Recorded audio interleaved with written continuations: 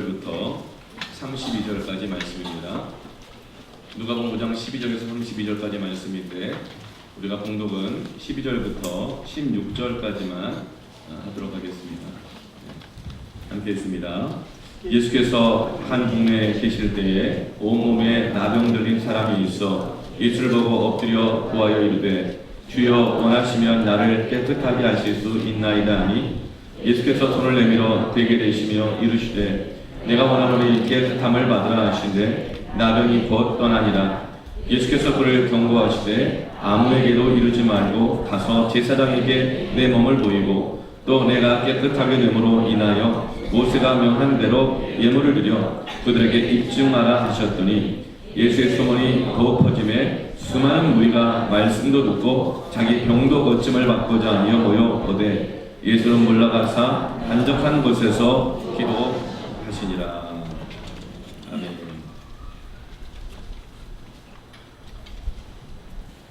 누가복음 5장에는 오늘 본문 말씀에는 세 부류의 사람이 나옵니다. 나병 환자, 그리고 이 중풍병에 걸린 사람, 그리고 세리라는 직업을 가지고 있는 사람. 이 사람들은 각기 가지고 있는 문제라든가 질병이나 직업이 다 달랐지만 이들에게 있는 그 공통점은 이들 모두가 다 사회로부터, 가정으로부터, 그리고 교회로부터 격리되어 있는 사람이라는 공통점을 가지고 있습니다. 먼저 이 나병은 한센시병으로 예수님 당시에는 고칠 수 없는 무서운 천형으로 그 전염성의 결과가 너무나도 파괴적이기 때문에 가족으로부터, 교회로부터, 사회로부터 철저하게 격리되었던 질병이었습니다. 그리고 중풍병은 전염성은 없지만 중풍병이 가지고 있는 그 특징상 누구와 뭔가를 함께 하는 것이 너무나도 불편합니다. 내가 누구를 불편하게 하는 것이고 또 뭔가 함께 나갈 때 그 상대방도 나를 결국은 불편해지면서 서서히 사람들로부터 멀어지게 됩니다. 그리고 서서히 내 자신이 사람들을 어렵게 여기게 합니다. 긴 병에 장사가 없다고. 특별히 중풍병은 가족으로부터, 사회로부터, 교회로부터 서서히 분리시키게 하는 그런 특징을 가지고 있습니다. 세리는 이 직업이 로마 식민지 치하에서 헤롯 왕이 고용한 세금 징수원이었습니다. 이 세리는 세금을 거두어서 로마에 갖다 바치고 또 세금을 거두어서 헤롯 왕에게 또 갖다 바치는 그런 세금 징수원의 직업을 가지고 있었습니다. 오늘날로 치면 누굴까요? 어쩌면 토착 외국? 네. 그런 사람으로 여겨졌습니다. 어쩌면 친일파? 어쩌면 또 뭐 종북 좌파? 이렇게 해서 사회로부터 멀리했던 사람이었습니다. 그래서 이 세리와고는 식사도 같이 하지 않도록 되어 있었습니다. 그리고 예배에도, 그리고 공동체에서 대놓고 배제되었던 사람이었습니다. 우리 가운데에도 여러 가지 삶 문제를 가지고 있지만 특별히 관계로부터 단절되는 고통은 너무나도 큽니다. 내가 누군가에게 불편함을 준다는 의식을 갖고 있거나 또 누가 나를 불편해한다는 것, 그런 느낌을 가지면 너무나도 그것은 외롭고 고독하고 어떤 다른 것보다도 더 힘들게 우리를 다가오고, 그것 때문에 우리는 또 우리가 사회로부터, 가족으로부터, 공동체로부터 격리되고 스스로 나 자신을 격리시키는 너무나 가슴 아픈 문제들을 가지고 있는 사람들이 오늘 본문 안에 나타나는데요. 우리 예수님께서 이 사람들의 이 근본적인 문제를 다루시는데 사람들이 생각하지 못하는 방식으로, 사람들이 대하지 않는 방식으로 이 세 사람들의 이 문제를 해결해 주시는 것을 보게 됩니다. 사람들은 어떤 문제를 해결하려고 할 때, 어떤 문제에 반응할 때 뭐에 주목하죠? 그 문제 자체에 주목합니다. 아, 저 사람은 중풍병에 걸렸구나. 아, 저 사람은 나병에 걸렸구나. 아, 저 사람은 직업이 세리구나. 아니, 저 사람은 뭐 이런 사람이구나. 이런 문제를 가지고 있구나. 그래서 그 문제를 대합니다. 그러다 보면 판단을 받기도 하고 정죄하기도 하고 도와준다고 했다가 오히려 이 오해를 받기도 하고, 이것이 사람들이 대하는 방식이에요. 문제를 문제로 대하는 거예요. 근데 예수님께서는 그 문제를 대하지 않습니다. 중풍병자구나, 나병 환자구나, 너 직업이 세리구나, 이게 없구나, 너의 문제는 이거구나, 그 문제를 대하지 않습니다. 예수님은 오늘 어떻게 이들의 문제를 대하시는가, 어떻게 이들의 문제를 해결하시는가. 먼저 여러분, 우리가 문제 자체에 매달리지 말고 하나님께 나아가시길 바랍니다. 예수님께 나아가시길 바랍니다. 우리는 문제에만 너무 이렇게 매몰되어 있는 경향이 있어요. 그 문제로 나의 인생 모든 것을 판단합니다. 어떤 사람이 가지고 있는 문제를 가지고 그 사람 전체를 판단해 버립니다. 여러분, 우리가 이 문제가 아닌 이 문제를 해결하시는 예수님께 나아가시길 바랍니다. 오늘 우리가 가지고 있는 문제 해결받기 위해서 먼저 예수님께 나가야 합니다. 여러분, 오늘 여러분 교회에 오셨습니까? 아니면 예수님 앞에 나왔습니까? 그렇죠. 다른 것입니다. 여러분, 우리가 예배 드리는 겁니까? 아니면 예수님께 나오는 것입니까? 맞아요. 우리가 기도를 한다고 할 때, 예배를 드린다고 할 때, 신앙생활을 한다고 할 때 문제 자체에만 매달리게 되다 보면 그 문제를 해결해 주시는 예수님을 잊어버릴 때가 있습니다. 이곳에 오늘 성령께서 주의 영으로 임재하여 계십니다. 오늘 말씀으로 임재하십니다. 사람들이 보는 방식이 아닌 하나님의 방식으로 우리를 만나 주십니다. 첫째로 그러기 위해서는 예수님께 나아가야 합니다. 오늘 나병 환자 예수님께 오는데 그냥 온 것이 아니라 목숨을 걸고 나왔습니다. 이 나병이란 질병은 목숨을 걸어야만 예수님께 나올 수 있는 질병이에요. 12절 말씀에 보면 예수께서 한 동네에 계실 때에 온몸에 나병 들린 사람이 있어. 이 환자는 온몸에 나병이 들었어요. 온몸에 나병균이 다 번졌어요. 말기 암 환자와 같아요. 면역체계가 다 깨졌어요. 나병의 특징은 신경과 몸의 모든 조직이 끊어져 있다는 것입니다. 단절되어 있기 때문에 고통을 못 느껴요. 코가 썩어져가고 손가락이 썩어져가고 떨어져 나가도 고통을 못 느껴요. 단절되어 있는 것, 고통을 못 느끼는 것은 나병과 같은 것입니다. 그런데 온몸에 나병이 번져 있고 중증이었습니다. 누가 봐도 뭐 한 요 정도만 이렇게 이 나병이 들면 사람들이 모르죠. 근데 온몸에 다 드니까 멀리서 봐도, 한눈에 봐도 저 사람은 나병 환자다, 다 알아요. 레위기 13장 14장에 보면은 이 나병 환자를 어떻게 공동체가 또 사회가 사람들이 대해야 되는지를 정해놓았어요. 그 방법은 뭐냐면 격리시키는 것입니다. 전염의 무서움 때문에 그렇죠. 그래서 나병이 걸리면 사람들이 내게 다가오지 않도록 주변에다가 스스로 자기 자신이 나는 부정하다, 나는 환자예요, 나병에 걸렸어요, 이렇게 소리치도록 되어 있습니다. 그렇지 않고 자기 자신을 이렇게 셀프 디스하지 않으면 사람들이 와서 너 나병 걸렸잖아 하면서 돌로 쳐서 죽이도록 되어 있어요. 그런데 이 나병 환자는 어때요? 온몸에 나병이 번져 있어요. 누가 봐도 나병이 다 알아요. 이 사람은 격리되어 있어야 되지 예수님께 나오면 안 되는 거예요. 그런데 이 나병 환자는 예수님께 나아가고 있습니다. 어떻게 나아가고 있을까요? 스스로 소리치면서 나아가고 있어요. 나는 부정합니다. 나는 나병 환자입니다.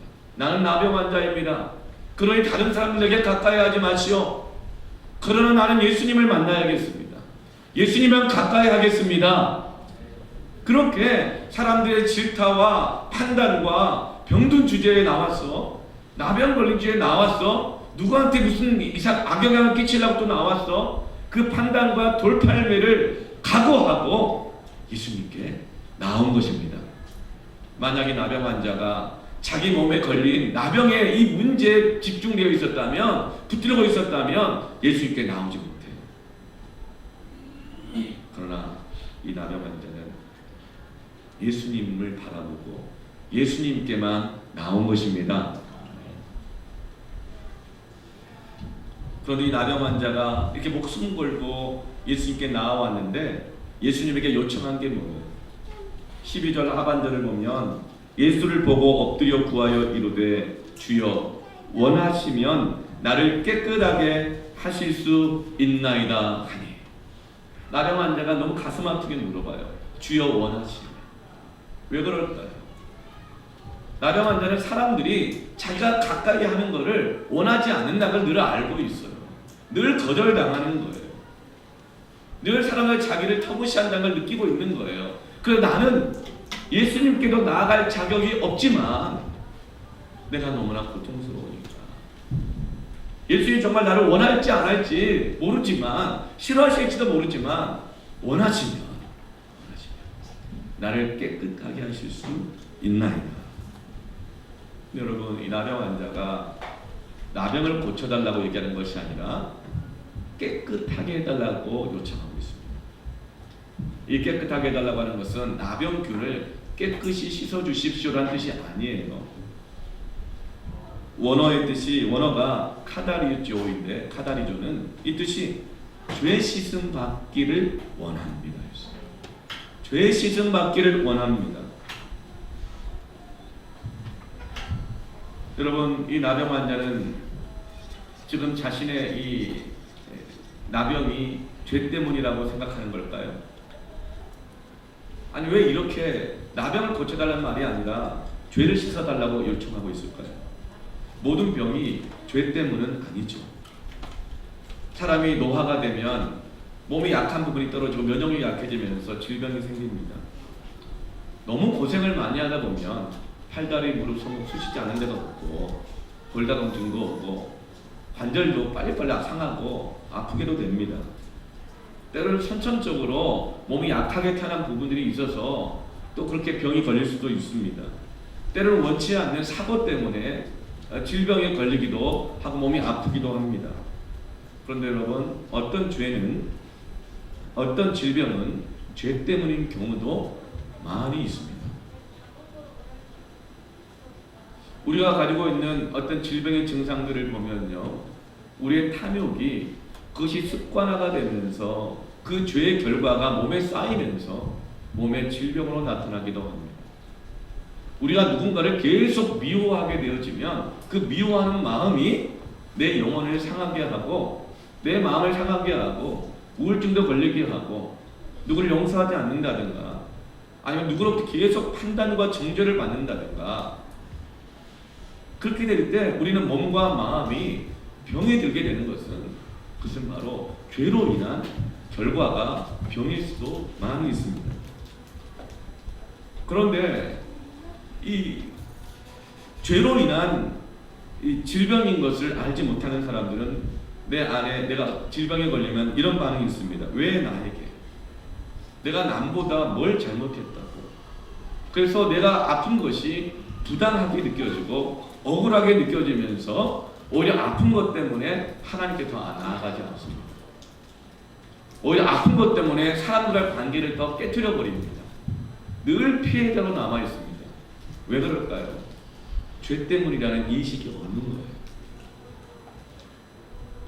그런데 이 나병 환자는 예수님 앞에 나올 때 온몸에 나병이 걸렸는데 나병을 씻겨달라는 것이 아니라 죄를 씻어달라고, 죄를 용서해달라고 간구하고 있습니다. 이 나병 환자가 처음에는 예수님을 찾을 때 나병이 걸리지 않았으면 찾지 않았겠죠.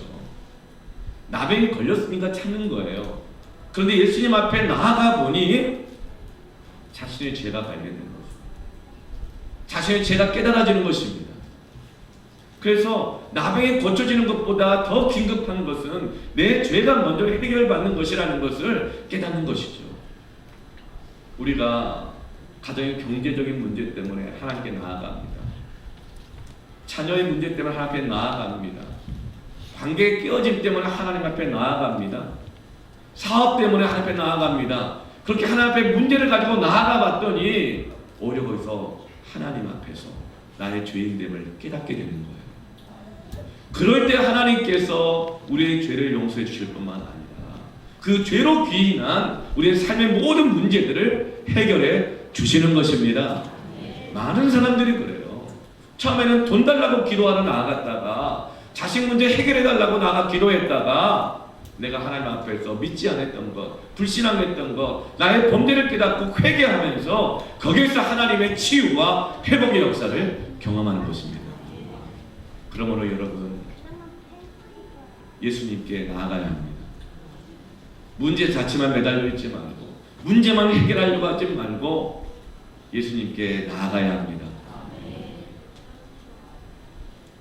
13절에 주님이 말씀하십니다. 그래, 내가 원한다. 걱정하지 마라. 나는 사람들과 같지 않다. 나는 네가 오는 것을 원한다. 그리고 너의 죄의 씻음을 받으라. 죄의 씻음을 받으라. 그러자 어때요? 나병이 곧 떠나니라. 나병이 곧 떠나니라. 여러분, 많은 인생의 문제들이 죄에서 기인하는 것을 여러분 깨달으시길 바랍니다. 내가 죄인인 것을 인정하지 않으면 다 우리는 억울해하고 원망하고 불평하면서 사람과의 관계도 끊고 예배도 끊고 하나님과 관계도 끊는 거예요. 여러분, 죄는요, 질병은요, 삶의 인생 문제들은요, 많은 경우에 죄에 기생하는 경우가 참 많아요. 죄에 뿌리를 내리고 살아가요. 그래서 여러분, 죄를 씻어내니까 나병이 곧 떠나니라. 더러운 음식 쓰레기가 있으면 파리와 벌레가 꼬이게 됩니다. 아무리 파리와 벌레를 잡아도 또다시 꼬여요. 그렇지만 음식 더러운 쓰레기를 씻어내면 더 이상 파리와 벌레가 꼬이지 않는 것입니다. 나병 환자만 그런 것이 아니라 중풍병자도 마찬가지예요. 중풍병자는 피차 불편해하면서 단절되어 살아갔습니다. 단절된 사람 마음 안에는요, 혼자 있는 게 좋고 편안한 것 같지만 그 마음 안에는요, 더 이상 사람들에게 다가갈 수 없고 다가오는 것도 허락하고 싶지 않은 깊은 마음의 상처들이 있어요. 질병들이 그 안에 있다. 마음의 병들이 있다고요. 그런데 예수님이 오신 거예요. 예수님이 오셨는데 그는 갈 수가 없어요. 지금까지 사람과의 관계를 다 단절해 놨기 때문에 고침을 받고 싶은데 갈 수가 없어요. 그런데 하나님의 은혜로 믿음을 가진 4명의 친구들이 있었어요. 예수님 오신다는 소식을 4명의 친구들이 듣자 그 중풍병 걸린 친구를 데리고 예수님께 데리고 가요. 예수님이 어떻게 고쳐주셔요? 그들의 믿음을 보시고, 친구들의 믿음을 보시고. 예수님의 믿음이 있다고 했으니까 이 친구들의 믿음이 있는 걸 아시겠죠? 그러니까 예수께 나아갈 수 없었는데 믿음이 있는 친구들이, 어떤 믿음이요? 예수님께만 나아가면 예수님이 해결해 주실 수 있다. 이 믿음 가지고 예수님께 나온 것입니다. 근데 예수님이 이 중풍병자를 대하는 방식이 사람들과 달라요. 사람들은 문제만 보고 문제로 그 사람을 대한다니까요. 돈 좀 없으면 돈 없는 것으로 사람을 대하고, 뭐 직장이 변변치 않은 것 같으면 직장이 변변치 않은 것으로 사람을 대하고, 그 사람이 의지력이 약하면 의지력이 약한 사람으로 대하고, 그 사람이 한 가지 실수하면 그 실수로 가지고만 그 사람을 대한다고요. 문제 가지고. 예수님은 문제로 그 사람을 대하지 않아요. 어떻게 대하실까요? 20절 말씀이에요. 같이 한번 읽어볼까요? 시작. 예수께서 그들의 믿음을 보시고 이르시되 이 사람아 내 죄 사함을 받았느니라 하시니. 아멘. 문제로 대하지 않습니다. 그 사람의 문제의 근원을 일으키고 있는 그 죄를 대하고 계십니다. 그런데 놀라운 것은 나병 환자도 그렇고 중풍병자도 그렇고 죄의 이 목록을 얘기하지 않으세요. 죄의 목록을 얘기하지 않으신다고요. 왜 그럴까요? 주변에 사람들이 다 있잖아요. 예수님은 정죄하지 않으십니다. 그를 회복하게 하시길 원하시는 거예요. 죄는 자기가 알아요.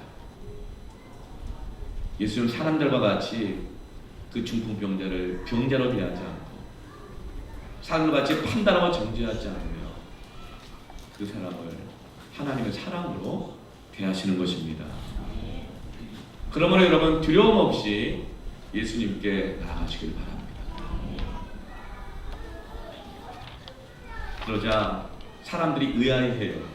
아니 중풍병에 걸렸는데 왜 죄를 용서하느냐? 자기들이 대했던 방식이 아니거든요.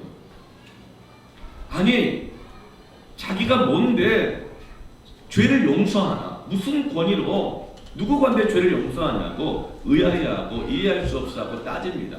이건 마치 뭐와 같아요? 병만 고치라고,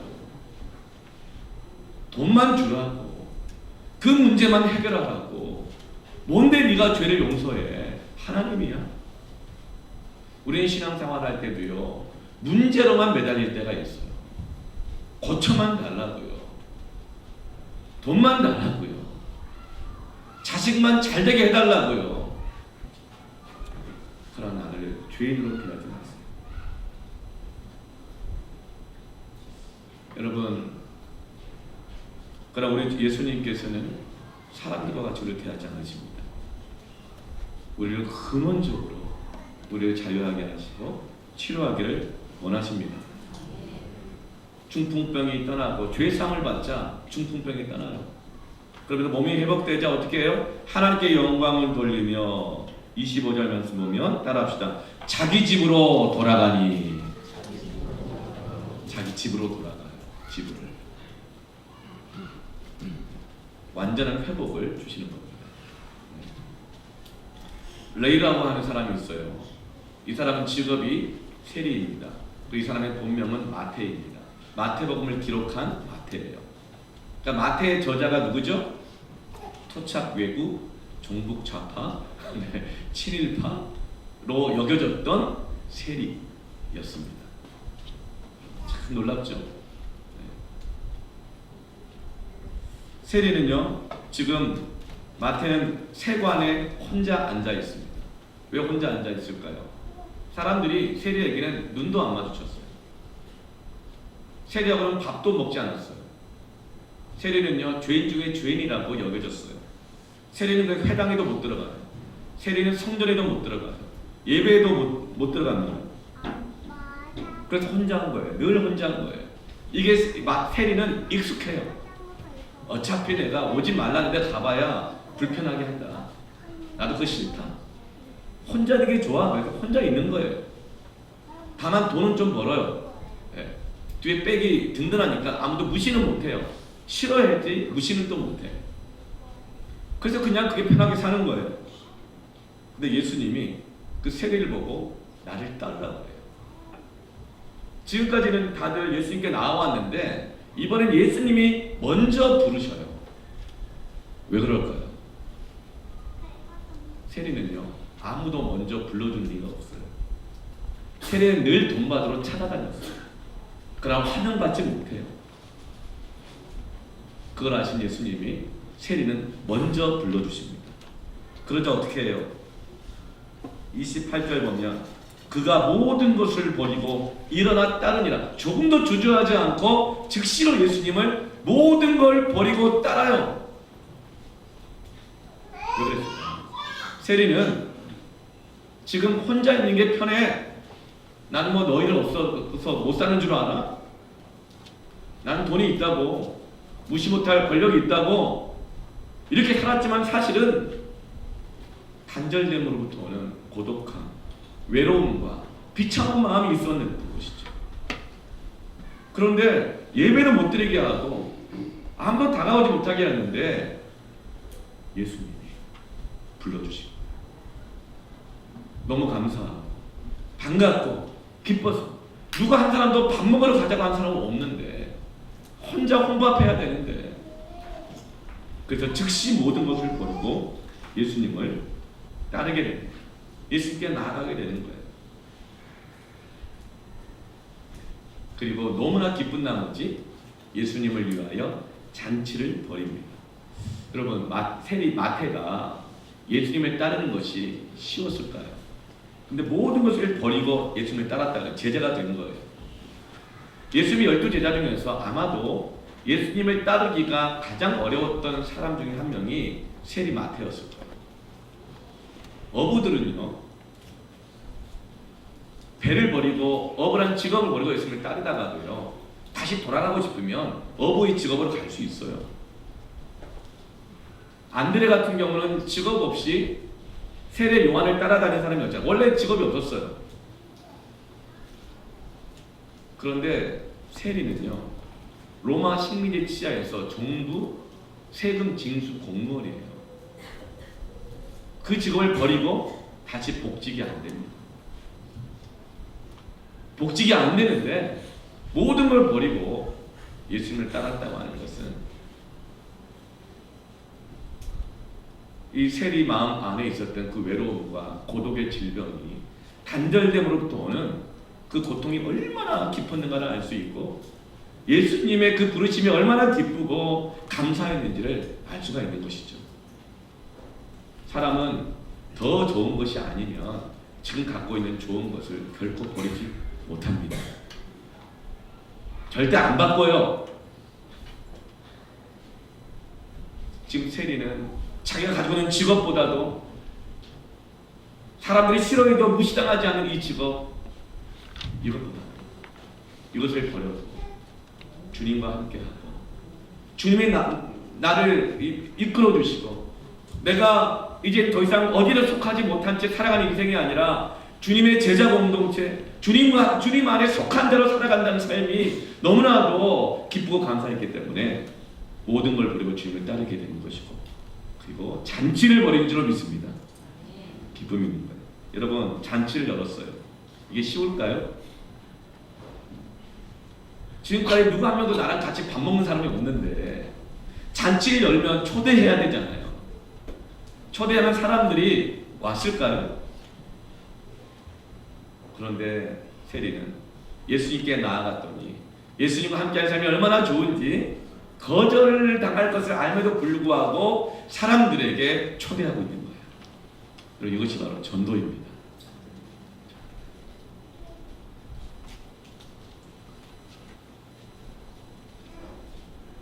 아마도 세리가 초대했을 때는 그 직업과 관련된 사람, 아직 돈 못 갚아가지고 눈치 보고 있는 사람, 어쩌면 이런 사람들이 정말 이렇게 그 초대 아마 응했을 거예요.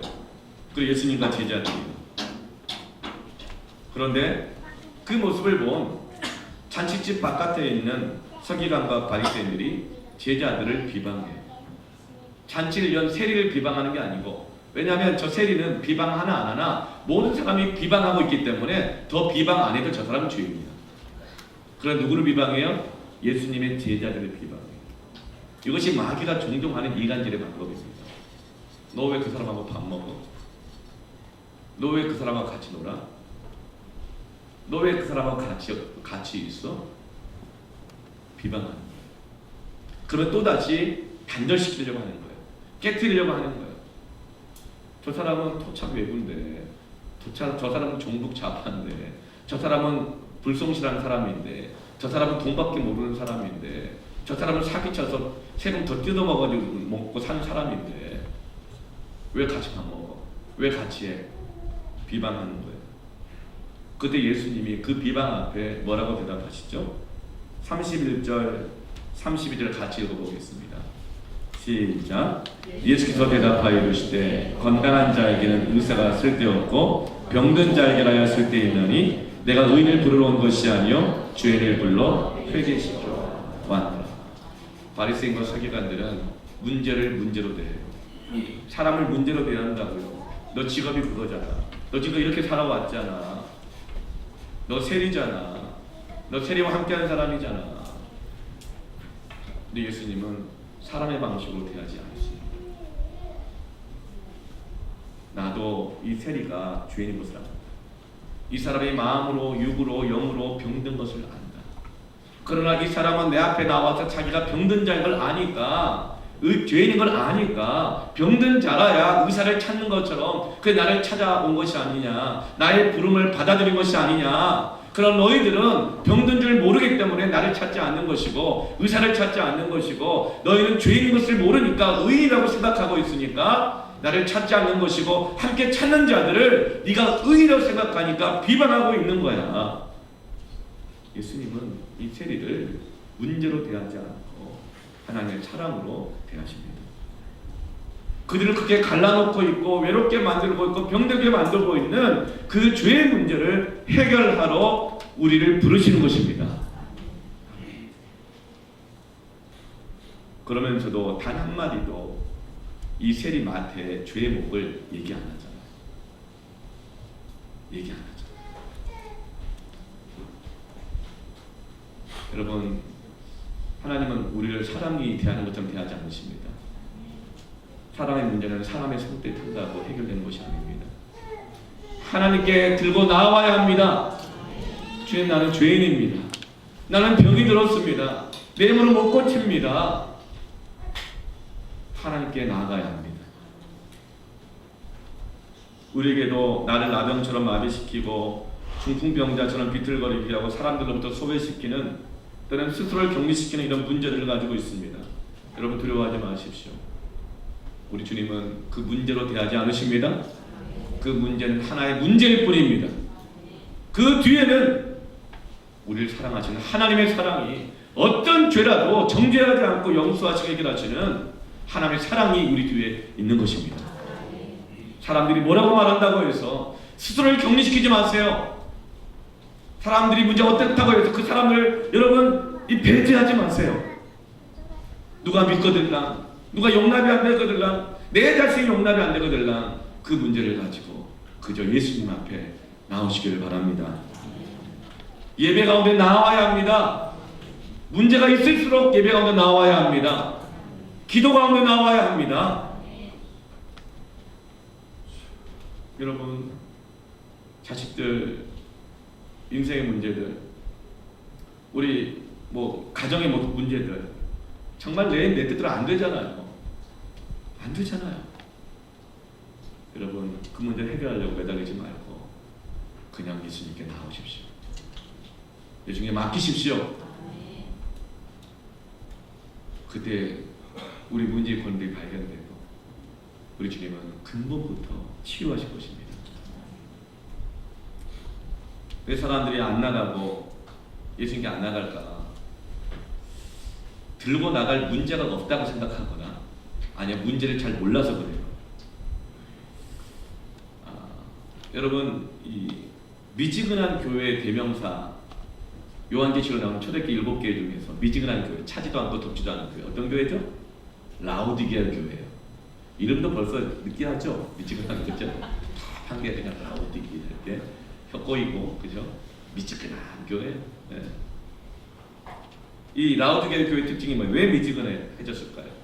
미지근한 근본 원인이 뭘까요? 요한계시록 3장 17절 말씀입니다. 같이 한번 읽어볼까요? 내가 말하기를 나는 부자라, 부유하여 부족한 것이 없다 하니. 여기까지. 부족한 것이 없다. 난 문제 없어요. 난 부족한 것이 없는 사람이에요. 거기서 미지근함이 오는 거예요. 차지도 덥지도 않는 거예요. 부족한 게 없는데요. 그런데 주님은 뭐라고 하시죠? 너의 곤고한 것과 가련한 것과 가난한 것과 눈먼 것과 그 수치를 당하기 일보 직전인 벌거벗은 것을 네가 알지 못한다. 자신의 문제를 모르고 있다는 거예요. 왜요? 부족함이 없다. 부족함이 없다고 생각하는 이유가 뭐죠? 부유하다. 돈 좀 있다. 여러분, 하나님으로부터 오는 자족함이 아닌 세상으로부터 오는 자족함은 미지근함을 가져옵니다. 하나님 때문에 자족하는 것과 달라요. 어떤 사람이 이렇게 해요. 나는 큰 욕심 없어. 먹고 살만하면 되지 뭐. 난 만족해. 그것은 하나님으로부터 오는 믿음의 자족함이 아니기 때문에 미지근함이 옵니다. 미지근해져. 여러분 그 믿음이라 착각하시면 안 돼요. 사실은 가난한 거예요. 가능한 거예요. 벌거벗어 다 아는데 자기만 몰라. 미지근한데 나는 균형 잡힌 신앙이야 그러는데 다 알아. 자기만 몰라. 벌거벗어 보라는 거예요.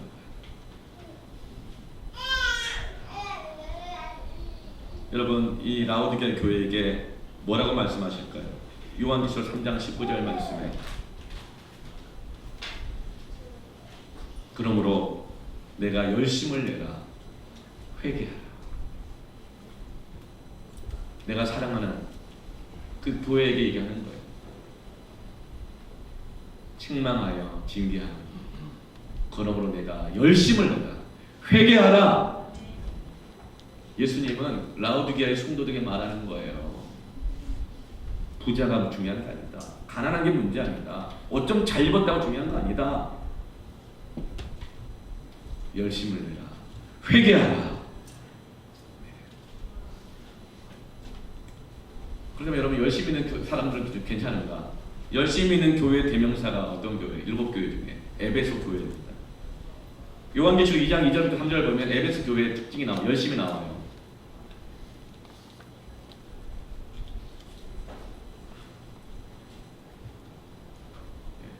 내가 내 행위와 수고와 내 인내를 알고. 그러니까 이 에베소 교회는 말만 하는 교회가 아니라 행동하는 교회라는 거예요. 실천에 있는 교회였어요. 실천하는데 대충 하는 게 아니에요. 수고해요. 최선을 다해요. 최선을 다하면 힘들잖아요. 그럼 대충 하다가 그만두는 게 아니라 인내까지 해요. 그런 교회로 알고 있다는 거예요. 예수님이 인정해 주고 계세요. 뿐만 아니에요. 일을 열심히만 하는 것만 아니라 잘하는 것만 아니라 악한 것을 용납하지 않아요. 정직하게 하려고 그래요. 그래서 자칭 사도바되 아닌 자들 시험하여 그의 거짓들을 드러내면서까지 해요. 거짓과 싸우면서 해요. 진실하게 일해요. 뿐만 아니라 정말 주의를 진실하게 하려면 어때요? 비방도 당하고 어려움도 겪잖아요. 그러나 어떻게 해요? 참아요. 주님의 이름을 위하여 견뎌요. 그런데 게으르지 않게 해요. 그것을 안 돼요. 예수님이. 그런데 이렇게 열심히 있는 교회인데 에베소 교회의 문제를 예수님 뭐라고 말씀하실까요? 그러나 너를 책망할 것이 있나니 너의 처음 사랑을 버렸느니라. 에베소 교회는 자기는 진리를 수호하는 교회라는 자부심, 나는 행동하는 교회라는 자부심, 나는 정직하다는 자부심, 나는 의롭다고 하는 그 자부심, 그 교만이 있었어요. 그러나 그 안에 첫사랑을 잃어버렸어요. 잃어버린 게 첫사랑을 버렸다 그랬어요. 그 첫사랑은 뭘까요? 에베소 교회가 처음 개척할 때, 처음 복음을 들었을 때, 처음 주님 사랑 알았을 때, 그때 기도하고 예배하고 가진 것 없지만 하나님께 거저 드리기를 원하고 은혜 받는 것을 감사하면서 수고했다, 섬겼다. 하나님으로부터 받았던 그 사랑, 하나님을 향한 그 사랑은 온데간데 다 버리고 거기에 의로움만 가득 차 있다는 것이죠. 그러므로 어디서 그 첫사랑을 떨어뜨렸는지를 생각하고 회개하여 처음 사랑을 가지라. 사람들은 말해요. 오, 저 사람 열심히 있다고, 저 사람 정직하다고, 의롭다고, 저 사람은 말과 행동 일치한다고 그렇게 봐요. 그러나 하나님은 그 중심을 보십니다. 에베소 교회에게 얘기하셨잖아요. 에베소 교회의 김집사 이렇게 얘기하지 않으셨잖아요. 그렇죠? 그래서 성령이 귀에 있는 자는 성령이 하신 음성을 들을지어다. 우리 예수님은요 그냥 교만하고 자기 의에 빠져 있는 에베소 교회도요, 이렇게 느끼한 미지근한 라오디게아 교회도요 누구를 정죄하지 않으세요. 사람을 정죄하지 않는다고요. 그러므로 여러분 문제 가지고 예수님께 나오시기를 바랍니다. 그리고 예수님 앞에서 보여준 그 죄를 회개하십시다. 회개하십시다.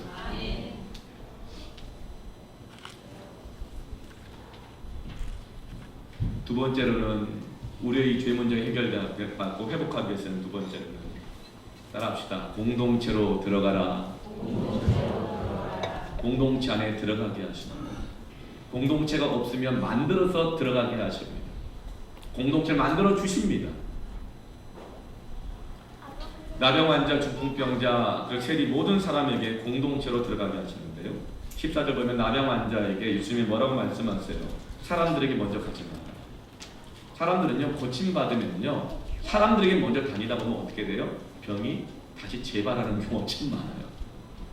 하나님 앞에 먼저 나아가고 이 하나님 뜻하신 것 안에도 먼저 들어가야 되는데 그냥 이거 됐다 저거 됐다 막 간증하고 다니느라 오히려 그냥 막 교만해진다든가 아니면 그 영적인 자만에 빠진다든가 막 그럴 수가 있어요.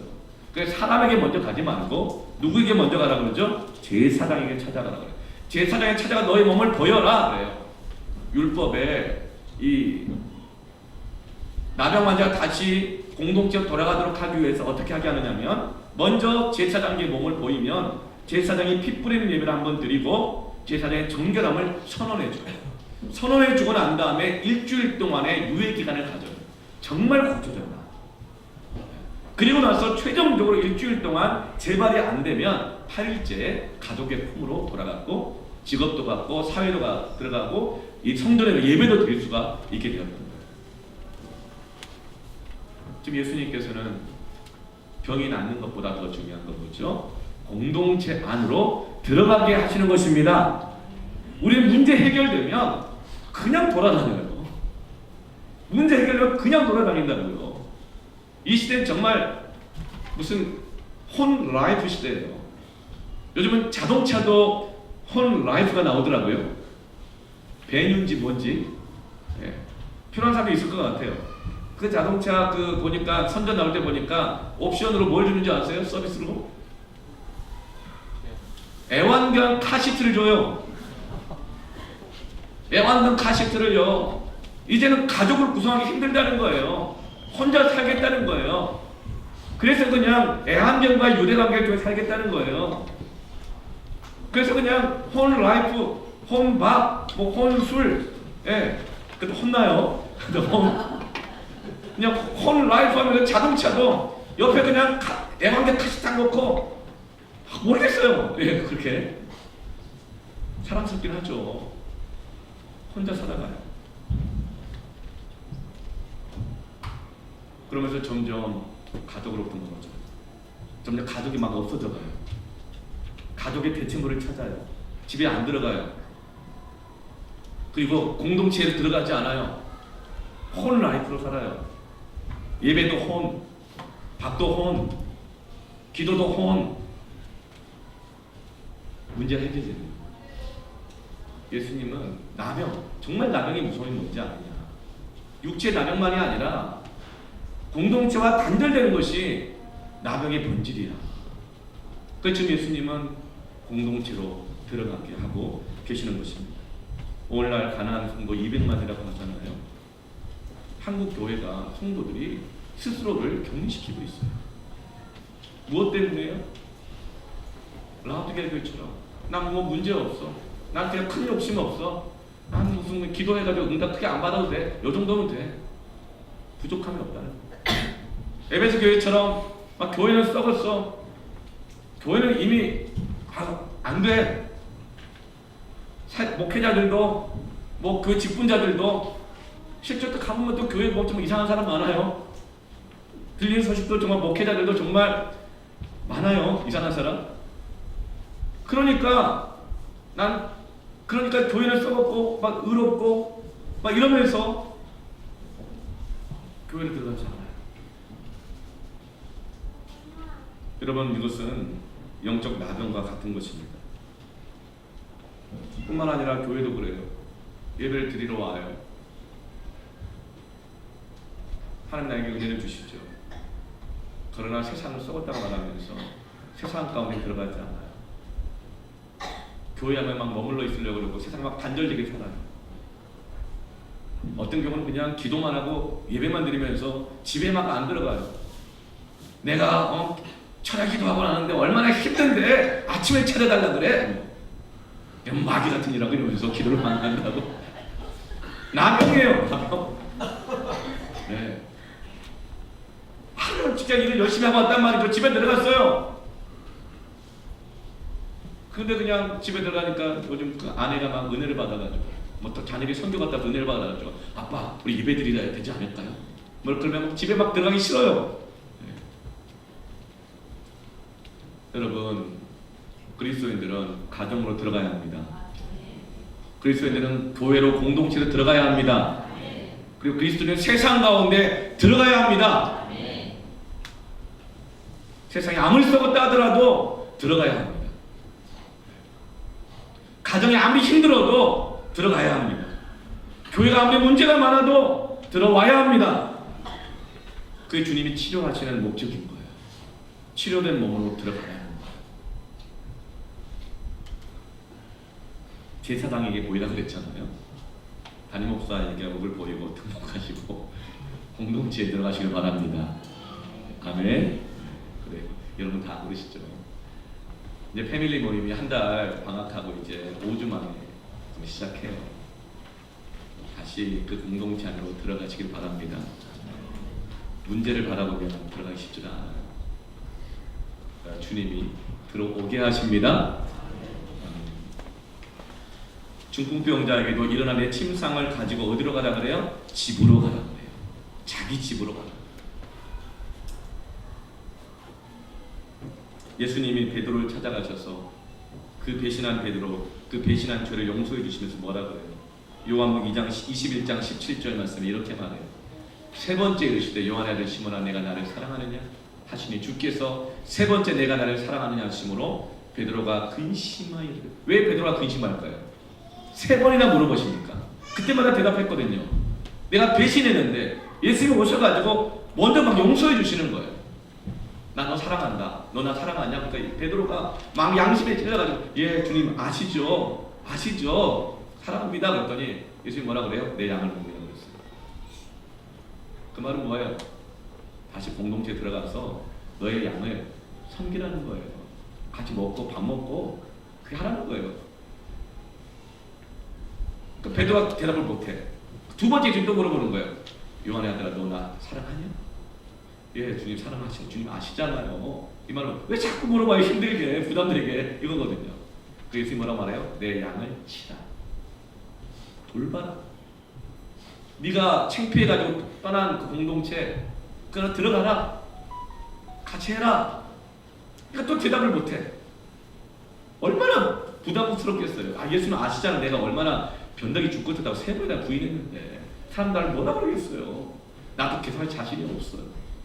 그 예수님이 세 번째 이르시되 요한의 아들 시몬아 네가 나를 사랑하느냐?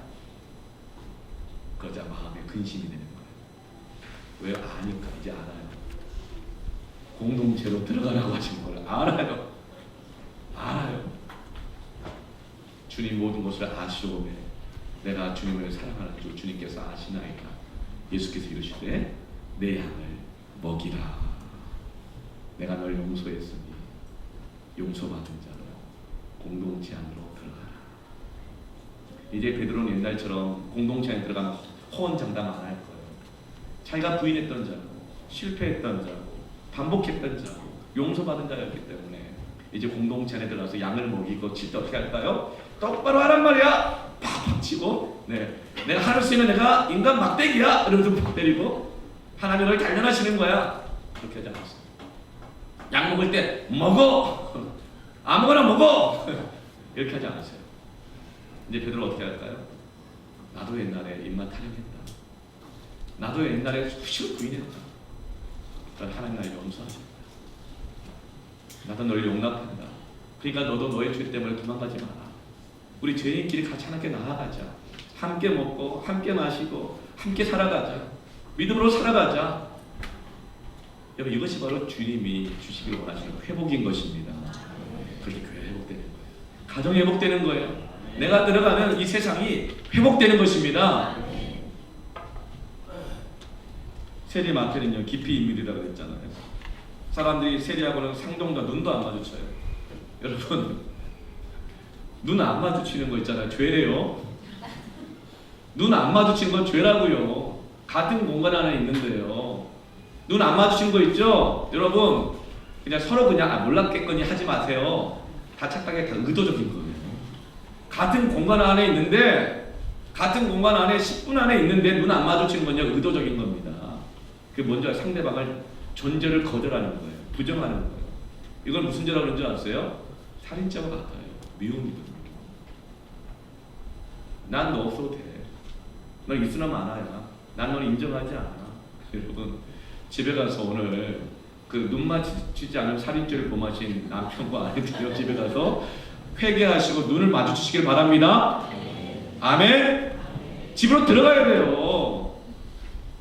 여러분 교회 와서 눈 마주치지 않은 죄를 회개하시길 바랍니다. 네? 내가 부끄러워서요. 부끄러우면 여러분 뭐 그럴 수도 있다는 생각이 되는데 네. 여러분 눈을 마주치시길 바랍니다.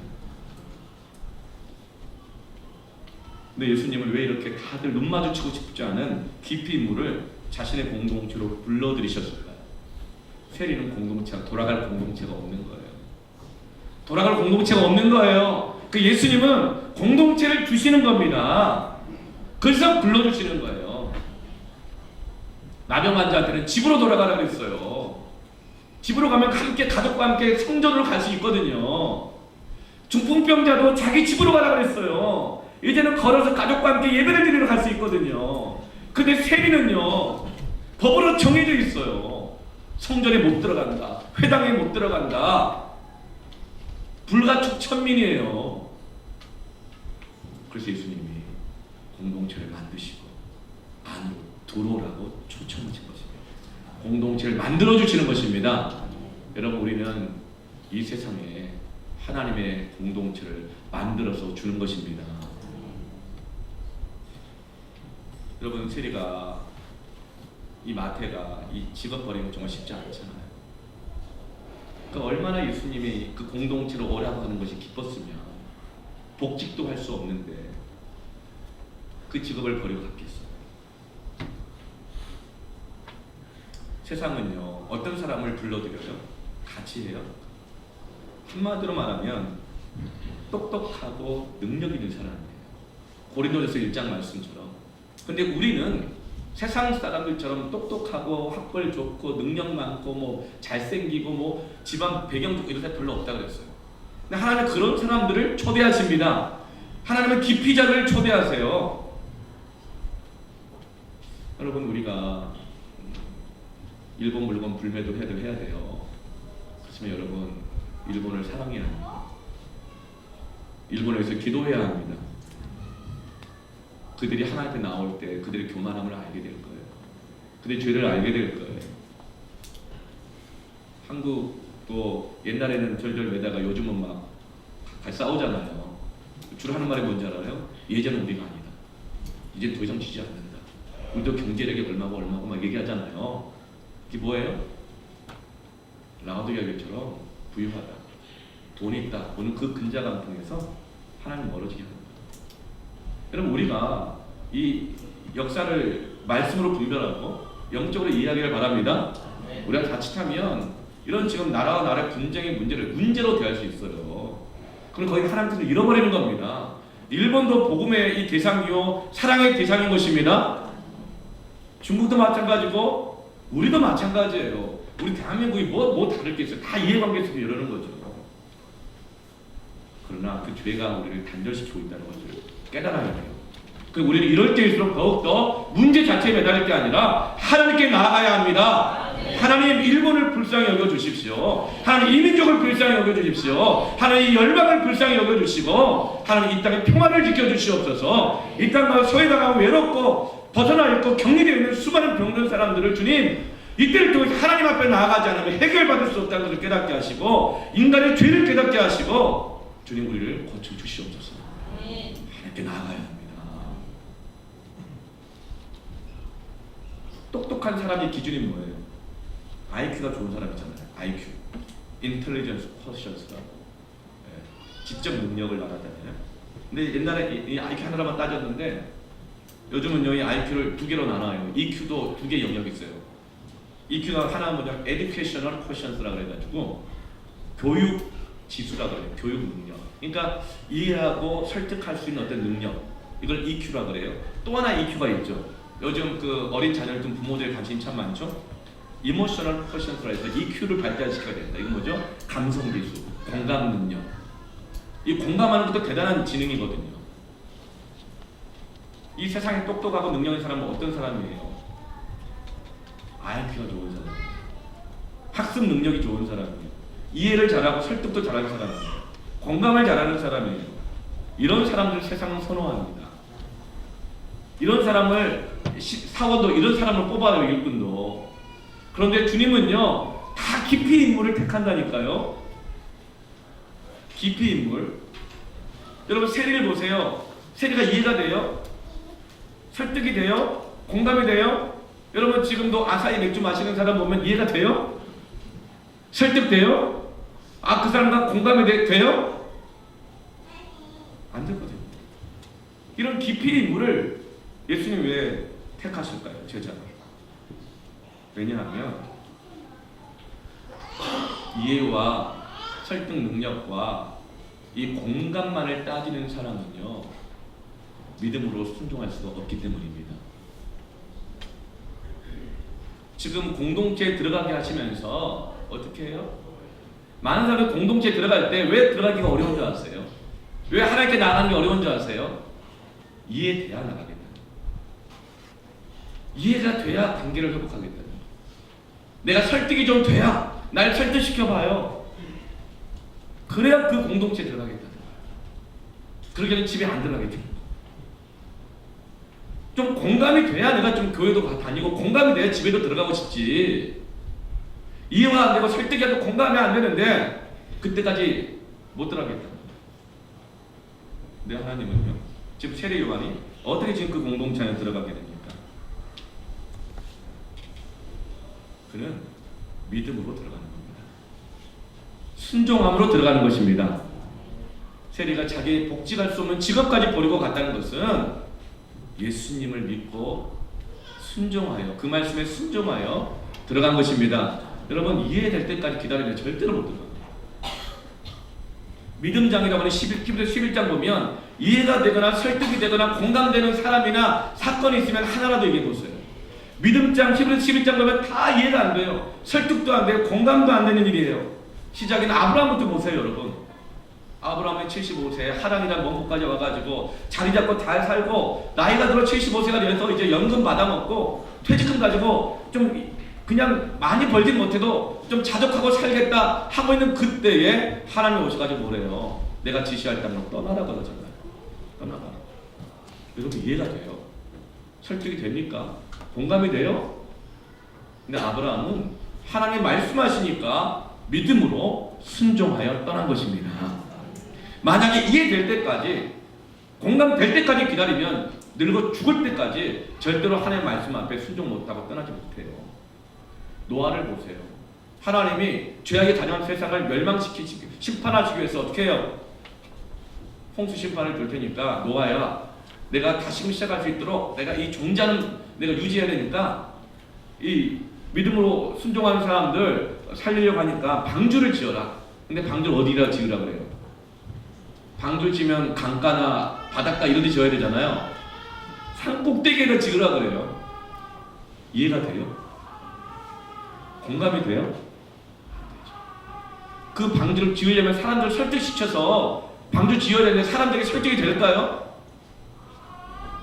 아무도 안 도와줘요. 그래서 산 꼭대기에다 노아의 방주를 몇 년 지어요? 150년. 150년. 여러분 공감 다 없어질 때예요. 이해 안 되고 혼란스럽게 충분한 시간들이에요. 그러나 노아는 하나님이 하라고 하니까 믿음으로 순종하는 것입니다. 어떻게 여러분 공동체에 들어갈 수 있어요? 어떻게 하나님의 치유의 역사, 회복 역사를 경험할 수 있어요? 이해될 때가 아니라 공감될 때가 아니라 믿음으로 들어갈 때입니다. 믿음으로 들어가세요. 이제 여러분 믿음으로 가정으로 들어가세요. 여러분 믿음으로 가정으로 들어오라고 얘기하세요. 믿음으로 여러분 교회로 초대하세요. 믿음으로 여러분 패밀리 안에 들어가세요. 믿음으로 패밀리를 시작하세요.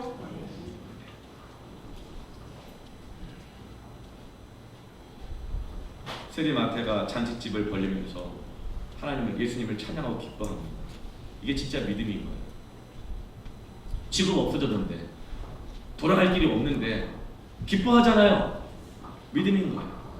하박국 선지자처럼 외양간에 송아지가 없고 포도밭에 소출이 없고 무화과나무에 열매가 없어도 난 여호와로 인하여 기뻐하리라. 이 세리 마태는요 완전히 회복된 겁니다. 예배 공동체를 갖게 된 거예요. 하나님과 함께하게 된 겁니다. 직업이 없어진 것 같지만 레위는 정말 구원받은 거예요. 여러분 우리 같이 함께 찬양하면서 했으면 좋겠습니다. 제가 어떤 한 장례식을 가게 됐는데요. 오래전 일이에요. 제가 섬기던 대학생 형제 자매 그 어머니가 돌아가셨는데 50대 초반이었어요. 근데 아버지가 믿지 않는 분이에요. 믿지 않는 분뿐만 아니라 성실하지 않은 분이셨어요. 장례식을 갔는데 엄마가 너무 일찍 가셨잖아요. 설교를 해야 되는데 할 말이 없는 거예요. 도저히 모르겠어요. 왜 이런 일이 있는지, 왜 이 아픔이 있는지 할 수 있는 게 없어요. 그때 어떻게 해야 될까요?